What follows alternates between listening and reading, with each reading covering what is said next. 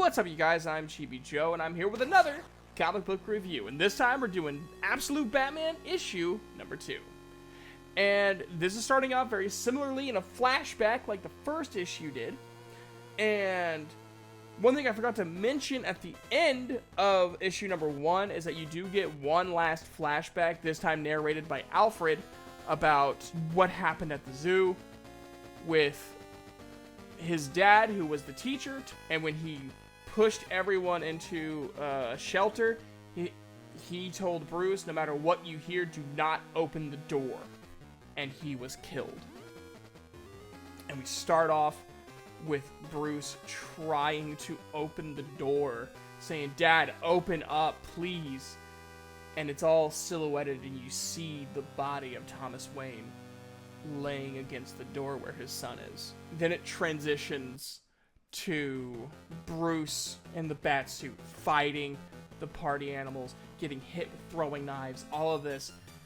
Again, narrated by Alfred, just like, you are on a campaign to eliminate these guys, to stop anything and everything you can. And he goes on and talks about how a campaign, he's been a part of a campaign, it takes time. And there's AF and RR, advance forward, regroup, and retreat. Going through everything. You find a new way to take them out, they find a new way to try to take you out, and then you come up with something against that, and you somehow know exactly what to do in every scenario. You use everything and anything to your advantage successfully. And I'm starting to realize you are not an RR person. You are not a regroup and retreat, or retreat and regroup. You are one big advance forward. There's one thing that I think was really interesting, is that Bruce Wayne frequently visits Joe Chill, who is his dad's murderer. And Alfred brings up, I don't know what you say to him, and I only like you more for it. So then, after all of this, we go to the hospital, and Jim is recovering. Barbara and Bullock are in there. Bullock is like, screw all of this, screw Batman. If it wasn't for Batman, we wouldn't be dealing with what we're dealing with now. Barbara says he's actually helping. He gives us tips of where they're going to attack next. He takes out a majority of them by the time we get there, and we just have to book them. And Bullock is like, yeah, but if he wasn't continually upping up what he's doing, they also wouldn't up what they're doing. If he's out of the picture, they'll downgrade. About this time, Martha Wayne walks in. She is the assistant that spoke up at the town hall meeting in issue number 1. And about that time, Bullock and Barbara Gordon go off because they get a call. And so Jim says, go on, I'll, just sit here and recover. And so him and Martha talk about Thomas, and he talks about when he found Bruce under all of those bats. He said, I didn't even know he was there until he screamed.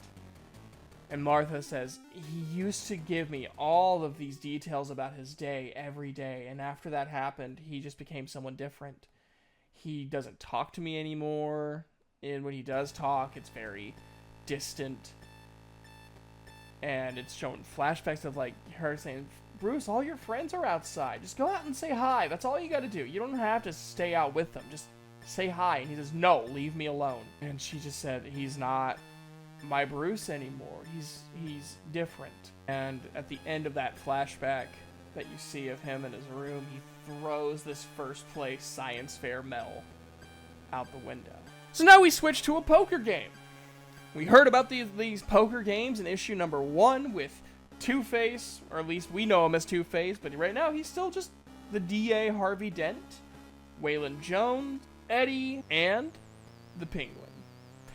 Yes, we get to see Oswald Cobblepot. He looks very different. He's not short and portly like he is in most depictions. He's actually relatively fit, like everyone else.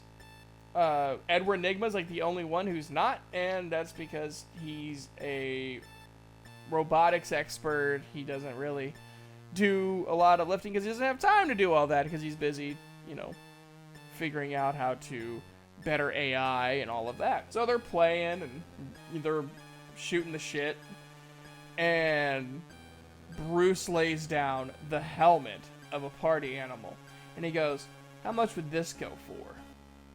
And so everyone's like, "Oh, take that off, take that off." And he takes off the back panel, and it's all of these electronics. And Edward Nygma goes, "Okay, this is different." And he goes into, like, this is a connected network. This is basically a private network that all of the party animals are a part of. And there's also a GPS that helps designate places of interest. You can see where there's something that prioritizes targets. That's what the party animals have been doing, is Black Mask has been designating the points of interest, and then they go. Then he starts talking to Cobblepot. Cobblepot kind of talks about, like, yeah, these party animals are bad for everyone's business. Talking about the crime world, but talking vaguely. And then he talks to Harvey, and Harvey says, well, our former mayor maybe has some connections. We don't really quite know, but we're kind of looking into it. And if he has anything, it's in his office. He's been talking about this golden treasure chest that he has on his computer that's going to help him win the re-election.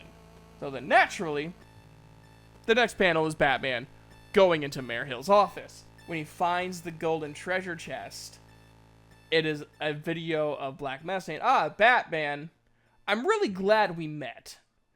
Unfortunately, you're going to have to try to survive because the boys in blue are outside hunting your ass, and so are my boys. But if you survive, I'd love a callback. So he escapes, and while he's escaping, he finds Alfred. Alfred said, hold on. I'm not here to kill you. We can help each other. I just need some time to explain. Batman says, you got 30 seconds. Okay, well, we need to get out of here first. My vehicle's out back. There's a lot of people around. It's going to be really hard to escape that way. Do we have anything that we can use to escape? And we go to a flashback of Selena Kyle in his window, holding the science fair medal. And she says, come on, we're going on an adventure.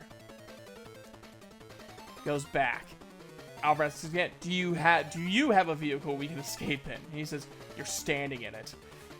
And just this huge monster truck bulldozer bullshit barges through the wall. And Alfred just goes, I hate Gotham City. Or I hate him so much. And that's the end of issue number 2.